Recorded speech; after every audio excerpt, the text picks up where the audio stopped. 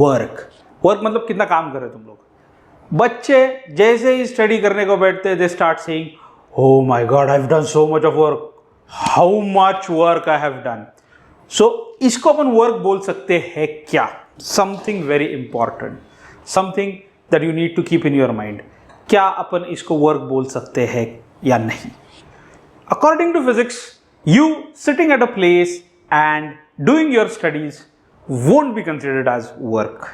So अगली बार जब बोलो कि मैंने बहुत काम किया है, worked a lot, no boss, according to physics, that's not how work works.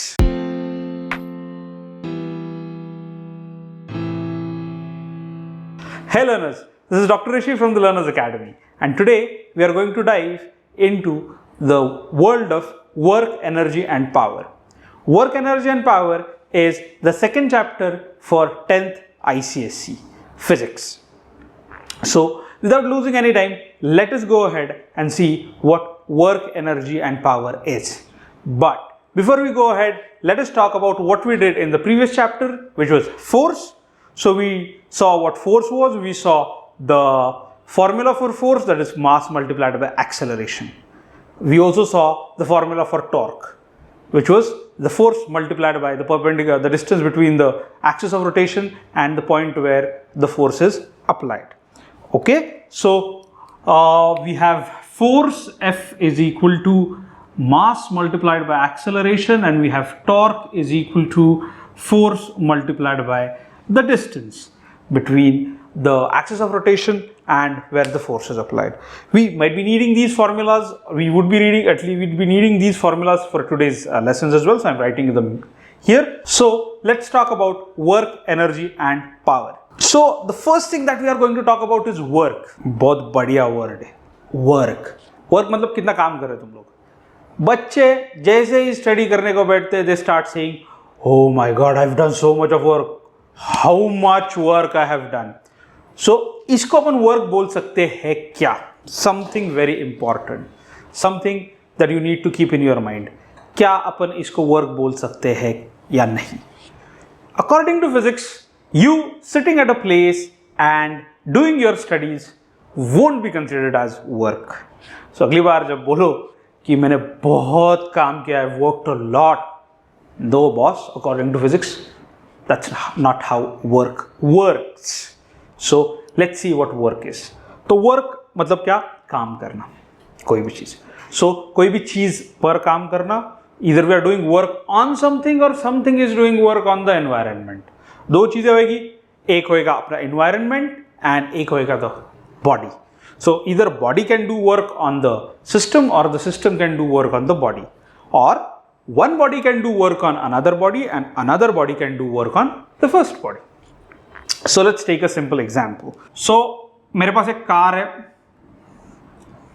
एक ऐसा वाला कार है मेरे पास, मेरा मारुति.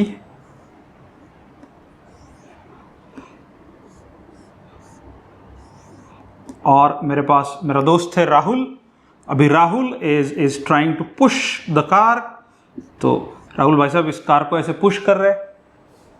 नाउ अगर कार मूव हो रहा है तो राहुल वर्क कर रहा है.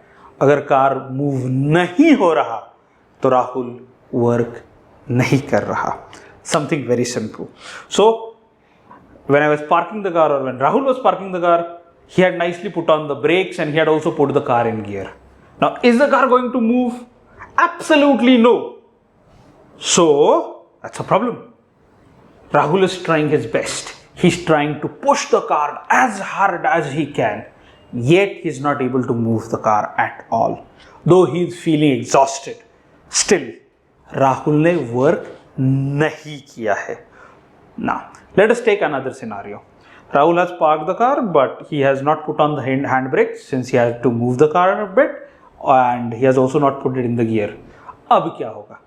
अब राहुल जब धक्का देगा गाड़ी को, it would move a bit and then it would start moving slowly.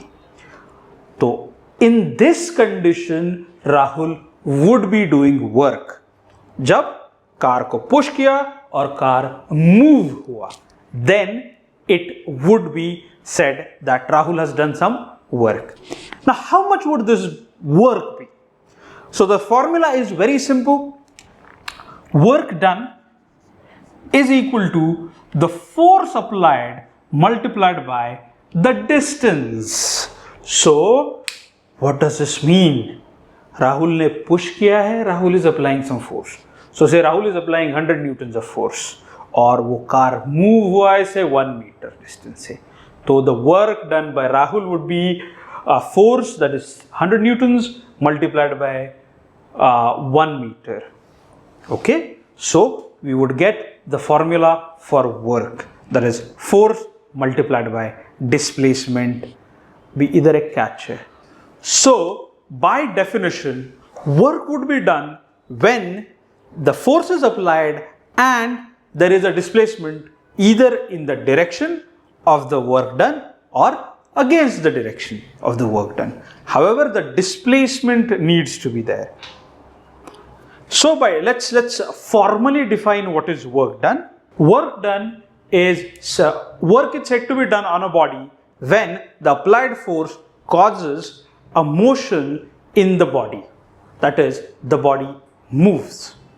Now, suppose मैं गया and I started pushing a wall. So if I'm pushing the wall like this, the wall's not moving. बिल्कुल भी नहीं हिला. Yes? So there won't be any work done by me in this case. Just like Rahul pushing the car and no work getting done when the car is not moving. So अपने देखा कि work क्या होता है? Work is force multiplied by displacement. अब इसका unit क्या होगा? How are we going to measure work done? So when we do work, work would be measured in the unit of force multiplied by the unit of displacement. So the unit, so let's write our formula here. Formula for work would be force multiplied by displacement, and then units of work would be unit of force. The SI unit of force is Newton multiplied by the SI unit of displacement, which would be meters. So the SI unit for work would be Newton meters. The CGS unit would be dyne centimeters.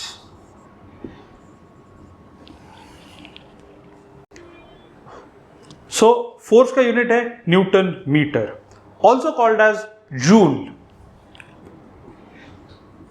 ये बहुत important है whenever you write the answers. अगर unit नहीं लिखोगे half marks जाएंगे. So a teacher can cut half the marks for not writing half a mark from the entire question. अगर ये नहीं लिखा है तो या तो न्यूटन मीटर लिखो या तो जूल लिखो. There is another unit that is there, that is the CGS unit. CGS unit होगा उसका, so this is the SI unit, we'll say SI unit here, and then we'll have CGS unit. CGS unit is dyne centimeter. So we'll say it is dyne centimeter or erg.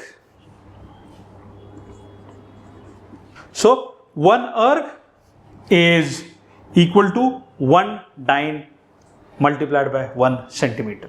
तो अगर force apply करेंगे एक dine का और body move होगी 1 centimetre से, the work done would be 1 erg. ये बहुत क्रूशियल चीज है कि joule is also name of a person, so उसका जे कैपिटल रहेगा.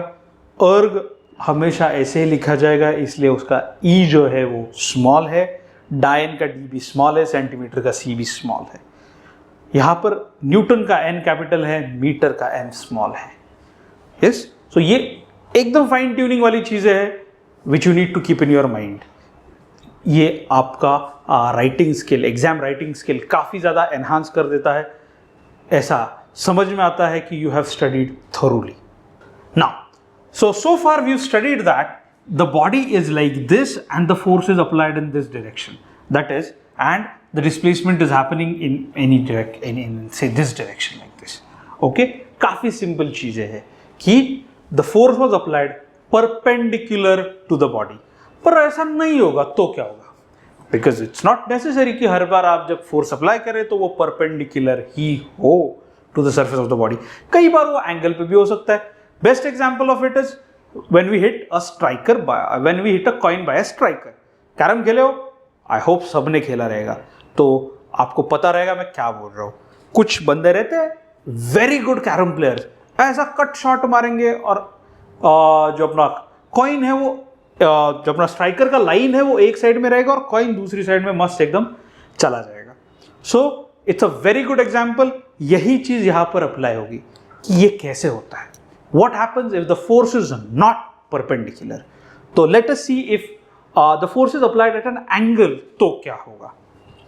तो मेरे पास एक बॉडी है, एक ऐसी बॉडी है मेरे पास, एंड उसको मेरे को इस डायरेक्शन में लेके जाना है और मेरा फोर्स जो है वो ऐसे अप्लाई हो रहा है।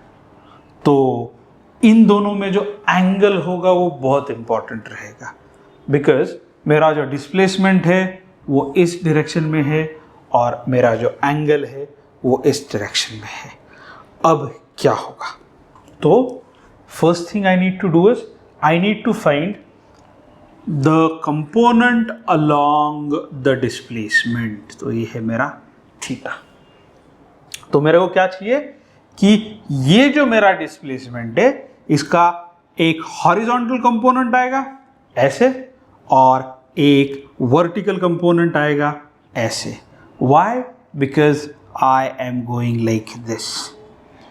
कुछ याद आया? अपन ने वेक्टर्स में सीखा था कि if the angle made is theta, तो अगर ये एंगल है ये ऐसे लिख सकते हैं अपन यहाँ पर थीटा। तो ये डाउनवर्ड एक फोर्स है, ये डाउनवर्ड फोर्स है जैसा ये है। तो इसको डिवाइड किया जाएगा टू पार्ट्स में, इसका हॉरिजॉन्टल पार्ट और इसका वर्टिकल पार्ट। अभी बॉडी इस डायरेक्शन में मूव हो रही है तो बिल्कुल भी नहीं हो रही है। The body there is no way that the body can move downwards. Why? इधर एक थिक प्लेटफॉर्म है, अपन उसको स्लाइड कर रहे हैं।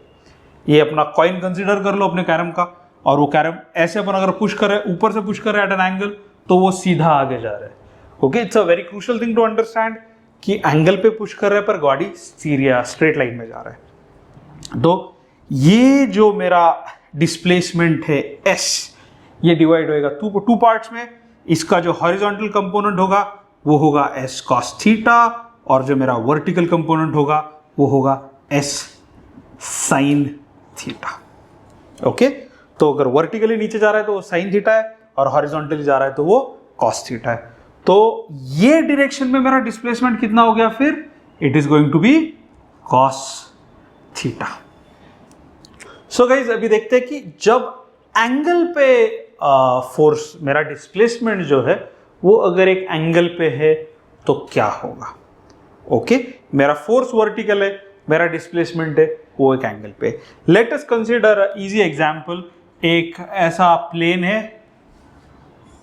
इंक्लाइंड प्लेन है ऐसा, और उसके ऊपर मेरे को बॉडी को लेके जाना है ऐसे, और ये मेरी बॉडी जा रही है डिस्प्लेसमेंट होके यहाँ पर।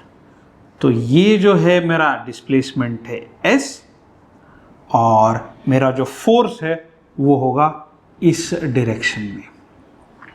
ओके, तो मैंने फोर्स को इस डायरेक्शन में लगाया है और मेरा डिस्प्लेसमेंट जो है it is at a angle of theta. एक इंक्लाइंड प्लेन है, उसके ऊपर मैं उसको खींच के लेके जा रहा हूँ। ओके, बॉडी को स्लाइड करके उसके ऊपर लेके जा रहा हूँ। अभी इस दिशा में, इसमें क्या होगा? तो पहले इसमें तो काफ़ी सिंपल था कि we had a body like this, we pushed it like this and it went like this. Okay, so काफ़ी सिंपल चीज़ें थी। बीच में ऐसा नहीं है। Here we need to find the displacement along the direction of the force. अभी ये जो डिस्प्लेसमेंट है ये ऐसा है, तो अभी वेक्टर इधर अपने को लगाना पड़ेगा, इसका वेक्टर। तो ये मेरा डिस्प्लेसमेंट है s। ओके, अब ये जो s डिस्प्लेसमेंट है ये डिवाइड हो जाएगा इसके साइन पार्ट और कॉस पार्ट में। ये जो मेरा वर्टिकल है, ये जो मेरा हॉरिजॉन्टल पार्ट है वो होगा s कॉस थीटा, और ये जो मेरा वर्टिकल पार्ट है ये होगा s sine theta, s sine theta. अब ये काफ़ी इंपॉर्टेंट चीज़ है। मेरा बॉडी हवा में उड़ रहा है? नहीं उड़ रहा है। मेरा फोर्स किस दिशा में? इस दिशा में। सो when I talked about this in the first part, what is my work done? तो work done है मेरा force multiplied by displacement in the direction of the force. तो what is the displacement in the direction of the force? In this case, this will be the direction in the this would be the displacement in the direction of the force. तो अपन मोटा मोटा लिख सकते हैं कि work done in this case will be equal to force multiplied by horizontal component of displacement, that is Fs cos theta. So this is the work done. तो अभी आप देखोगे अगर एक एंगल पे रहेगा तो मेरा जो वर्क डन होगा वो force multiplied by S cos theta होगा. अब ये बहुत इंपॉर्टेंट चीज है अंडरस्टैंड करने के लिए कि थीटा का वैल्यू जो है as we go from 0 degrees to 90 degrees theta का वैल्यू कम होता जाता है. It is maximum at 0, minimum at 90. तो वो 1 से लेके 0 हो जाएगा. तो जैसे जैसे मेरा एंगल बढ़ेगा मुझे ज्यादा वर्क डन करना पड़ेगा या फिर मेरा वर्क डन होगा वो थोड़ा ज्यादा होगा. दिस एक्सप्लेन्स अगर अपन को इंक्लिनेशन पे चढ़ना है. Some of you people might be doing mountaineering. जब भी अपन पहाड़ पर चढ़ते हैं तो अपन फोर्स उतना ही दे रहे हैं पर अपना वर्क कम हो रहा है. इसका मतलब उतनी चढ़ाई चढ़ने के लिए अपने को ज्यादा फोर्स लगाना पड़ेगा पर आउटपुट वर्क जो होगा वो कम होगा. तो अपन ज्यादा थक जाएंगे क्योंकि अपन ज्यादा फोर्स दे रहे हैं और कम वर्क हो रहा है. ओके इस वजह से जब भी अपन पहाड़ पर चढ़ते हैं या फिर even for that matter treadmill, अगर ट्रेडमिल लोगे उसमें भी एक इंक्लिनेशन का मोड आ जाता है कि you can have an inclined walking mode आता है उसमें कि आप ट्रेडमिल को एक एंगल पे इंक्लाइन कर लो. तब भी वही हो रहा है कि आप फोर्स दे रहे हैं पर आउटपुट वर्क नहीं निकल रहा है और इस वजह से क्या हो रहा है तो आपका ज्यादा कैलोरीज बर्न होता है when we talk about treadmill. और जब भी अपन चढ़ते हैं पहाड़ के ऊपर तो अपने को सेम अमाउंट ऑफ फोर्स देना है पर वर्क डन कम हो रहा है. तो जो वर्क करना है अपने को एक पॉइंट ए से पॉइंट बी को जाने के लिए उसका अमाउंट कम रहता है, छोटे छोटे पीसेस में कम रहेगा. इस वजह से वो सेम वर्क करने के लिए अपने को ज्यादा फोर्स देना पड़ेगा. Okay which would actually tire us out. तो ये this is what happens when we apply a force and the displacement is at an angle. अभी ये दूसरे वे में भी हो सकता है. दूसरे वे में कैसा हो सकता है कि if you are applying force at an angle and displacement is a straight line. Okay तो अभी भी दोनों में एंगल का डिफरेंस होगा. तो let's see what how it looks like. अभी अपन फिर से सिमिलर एग्जांपल लेंगे पर इस बार force would be applied in an angle. तो ये मेरा अगर इंक्लाइन प्लेन है, ऐसा एक इंक्लाइन प्लेन है और मैं बॉडी को पुश कर रहा हूं ऐसे. ओके और मेरा बॉडी यहां से लेके यहां पे जा रहा है. This is my displacement S. तो यहां से यहां तक मेरा डिस्प्लेसमेंट है एस. पर अब मेरा फोर्स, पहले इसमें मेरा फोर्स हॉरिजॉन्टल था, अब मेरा फोर्स है at an angle. So it is going from here to here, point A to point B. अभी ये जो फोर्स है तो इस फोर्स को अपन सेग्रीगेट कर सकते हैं उसके साइन और कॉस कंपोनेंट्स में. Horizontal component as it is होगा कॉस और ये होगा साइन. सो अगर मेरा ये f है तो ये this would become f cos theta and this would be f sin theta, where theta is this angle here which is the angle between the displacement and the force. तो यहाँ पर क्या हो रहा है, मेरा डिस्प्लेसमेंट इस दिशा में पर मेरा फोर्स जो है वो भी सेम डायरेक्शन में. So force gets divided into 2 parts. Okay तो यहाँ पर भी वही देखना होगा अपने को कि मेरा since my displacement is in this direction, okay, and the component of force in that direction, अभी अपन उल्टा कर रहे हैं. पहले इसमें क्या किया था, the component of displacement in the direction of force. अब क्या कर रहे हैं, the component of force in the direction of displacement. At the end अपने को एक चीज दिमाग में रखनी है, that both force and displacement should be in the same direction. तो अगर वो नहीं है तो will find the component in that direction and will use that. तो ऐसे करेंगे तो भी अपना फाइनल आंसर आएगा work done is equal to force, so इधर एफ कॉस थीटा आ जाएगा ये, multiplied by displacement. So in both the cases we ended up with the same formula, that is work done is equal to force multiplied by displacement multiplied by cos theta. Again it's a very crucial thing because जब अपन vectors पढ़ते हैं तो इसको बोला जाता है dot product. So the work is the dot product of force and displacement. Dot product को scalar product भी बोला जाता है, so work is a scalar quantity. Okay, now again it's a crucial thing to understand, ये तीन चीजों पे depend करेगा अभी वर्क। पहला चीज है मेरा फोर्स, दूसरा चीज है मेरा डिस्प्लेसमेंट, और तीसरा चीज है मेरा थीटा। तो अगर मेरा फोर्स बढ़ेगा the work done would also increase, my displacement increases my work done would also increase, my theta increases, ये बहुत क्रूशियल है, if my theta increases the total work done would be less. So because theta goes from 1 to 0 as we go from 0 degrees to 90 degrees. Okay, तो आगे देखेंगे some special cases। अभी अपन ने अभी देखा कि ये तीन चीजों पे बेस्ड है, फोर्स, डिस्प्लेसमेंट और थीटा। तो अभी तीन स्पेशल केसेस देख लेते हैं। सो अभी देखते हैं कि वर्क के different cases depending on theta. तो मेरा वर्क का फॉर्मूला है work is equal to force multiplied by displacement multiplied by cos theta. अभी ये बहुत क्रूशियल है। पहला केस क्या हो सकता है? Yes, when cos theta is equal to 0। What would be the easiest example for it? Yes, you take a small stone and you drop it from a height, तो वो नीचे गिर जाएगा। अभी इसमें क्या है? इसमें मेरा फोर्स और मेरा डिस्प्लेसमेंट दोनों एक सेम डायरेक्शन में, दैट इज डाउनवर्ड्स। तो in that case what is going to happen? तो my so what is cos when theta is equal to 0? So I say theta is equal to 0, cos theta would be equal to 1, which means my work done would be equal to force multiplied by displacement. ये हो गया मेरा पहला case कि जब मेरा theta 0 है तो मेरा कॉस थीटा 1 हो जाएगा, तो मेरा वर्क डन हो जाएगा F टाइम्स S। तो मैक्सिमम वर्क डन कब होगा? When my theta is equal to 0। That's the reason जब अपन चलते हैं तो अगर it's a plain road we have to put less amount of force, क्योंकि वर्क अपना मैक्सिमाइज हो रहा है उसमें। सेकेंड केस है theta is equal to 90 degrees. Theta 90 है तो कॉस थीटा 0 होगा। ये बहुत क्रूशियल है। इसका मतलब ये हो गया कि दोनों में एंगल 90 डिग्रीज है। तो मेरा फोर्स ऐसा है, मेरा डिस्प्लेसमेंट ऐसा है। This is my force, this is my displacement. Can anyone tell ये कहां पर दिखाई दिया जाता है?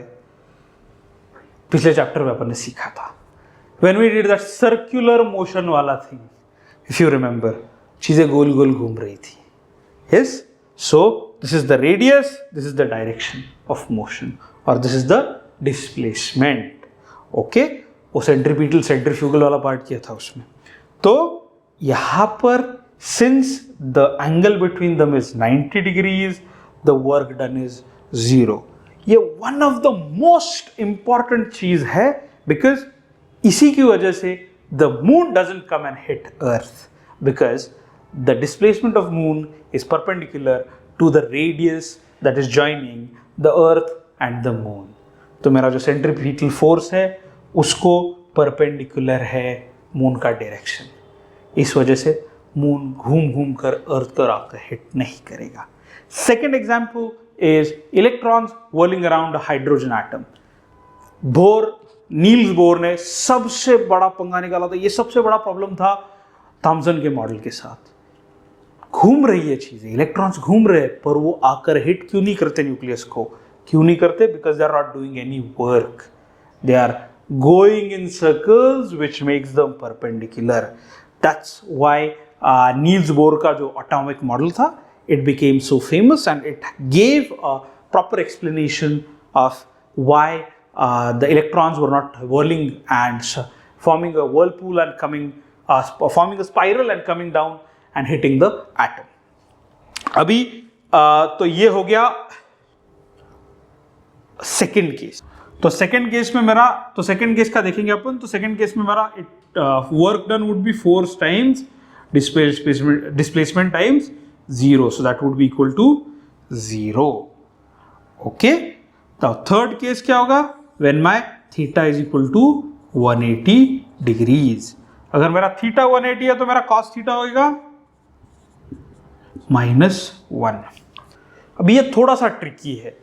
ये ट्रिकी इसलिए है कि फोर्स एक डायरेक्शन में हो रहा है और डिस्प्लेसमेंट ऑपोजिट डायरेक्शन में हो रहा है. Just imagine I try to push a truck.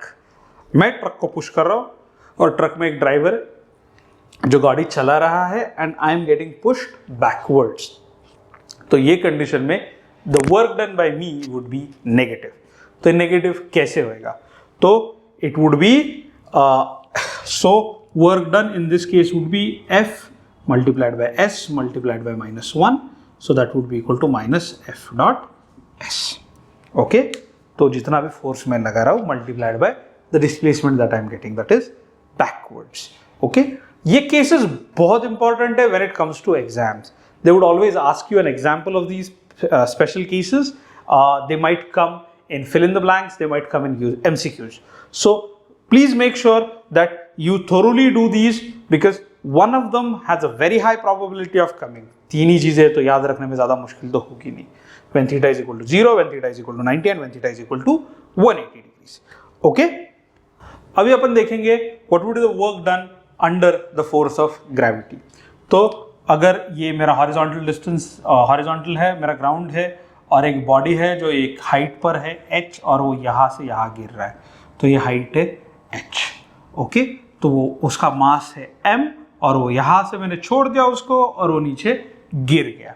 Okay, सो ऐसा पकड़ा है और छोड़ रहा हूँ नीचे तो वो नीचे गिर रहा है या, और जब वो गिरेगा उस साइड से तो what would be the work done.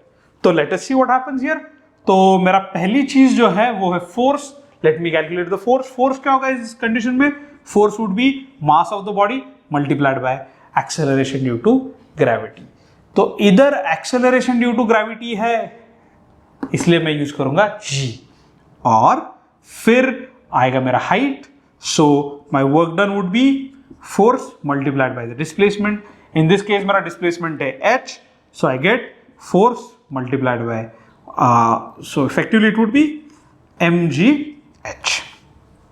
Okay, तो जब भी बॉडी को यहां से छोड़ा जाएगा वो ऐसा आएगा, नीचे नीचे गिरेगा, तो ये कितना वर्क डन करेगा? तो it would be mgh. Okay, so this was about work done by the force of gravity. अभी आगे चलते हैं और देखेंगे कि this would be the last part of this particular topic. What is the conversion between SI unit and CGS unit of work done. So we have the SI unit here is the SI unit for work done is joule. So 1 joule is equal to 1 Newton multiplied by 1 meter. अभी इसको अपने को करना है CGS units में convert. तो मैं Newton का, तो CGS जो यूनिट है वो है डाइन और अपने को कन्वर्जन पता है 1 न्यूटन. तो इधर लिख देता हूं मैं 1 newton is equal to 10 to the power of 5 dynes और 1 metre is equal to 10 to the power of 2 centimetres. So इन दोनों के कन्वर्जन हो गए तो मैं यहां पर लिख दूंगा it is 10 to the power of 5 dynes multiplied by 10 to the power of 2 centimetres, giving me 10 to the power of 7 dyne centimetres और 10 to the power of 7 earths. 10 to the power of 7 earths. या ये काफी important है according to exam. ये कई बार आ चुका है where they've asked you either to convert the SI unit to the CGS unit of work in the 2 markers, or it has also appeared in MCQs. It has also appeared in case-based studies. in some of the sample papers. So it is very crucial to keep this conversion in your mind. और एक चीज़ है, कई बार ये लोग जब अपने को numericals देते हैं तो दो चीज़ें SI में देंगे, दो चीज़ें CGS में देंगे. तो ये कन्वर्जन फैक्टर्स आपको पता होना बहुत इंपॉर्टेंट है, क्योंकि अगर आप गलत कन्वर्जन करोगे तो आंसर गलत आएगा, उसमें डिफरेंस ऑफ पावर्स ऑफ 10 आ जाएगा and then you do not get the complete marks. So ये भी ध्यान में रखना बहुत इंपॉर्टेंट है. तो ये भी ध्यान में रखना बहुत इंपॉर्टेंट है अभी. So guys, that was all about work and work done by gravitational force, its units. If you found this video interesting, please give us a thumbs up. Please share it with your friends and also subscribe to our channel. This was Dr. Rishi from the Learners Academy. Thank you.